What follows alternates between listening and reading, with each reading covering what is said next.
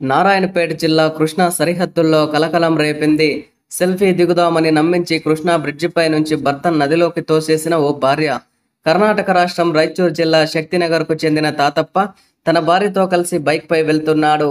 అయితే కృష్ణానది బ్రిడ్జి దగ్గరకు చేరుకున్నాక భార్య సెల్ఫీ దిగుదామని భర్తకు చెప్పింది.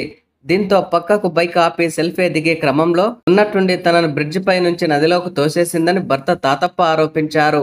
వ్యక్తి నదిలో పడిపోవడాన్ని గమనించిన స్థానికులు హుటాహుటిన తాళ్ల సాయంతో అతడిని రక్షించి ఒడ్డుకు చేర్చారు.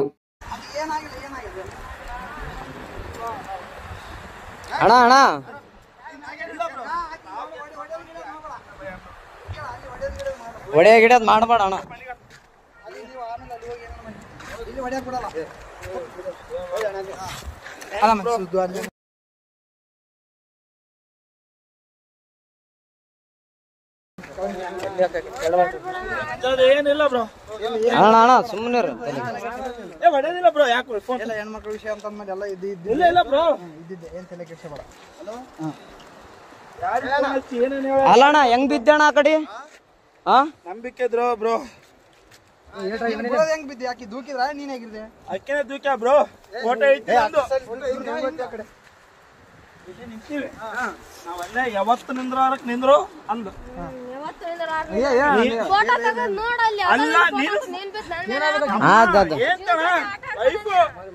ನಾನು ಹೊಸ್ತಾಗಿ ಒಂದು ಸೆಲ್ಫಿ ಇಳಮಂದ್ರೆ ಒಲ್ಲೆ ಅಂದು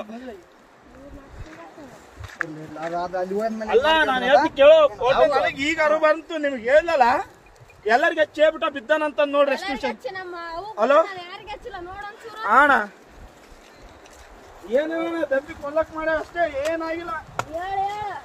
ಕೈತಮ್ಮ ಇನ್ಯಾರು ಪುಣ್ಯಾತ್ಮಗಿತ್ತಿ ಉಳಿದ ಎಷ್ಟು ಅಣ್ಣ ಇನ್ನೊಂದು ಏನ್ ಅಬ್ಸರ್ವ್ ಮಾಡಿದ್ರ ಅಣ್ಣ? ಇಲ್ಲ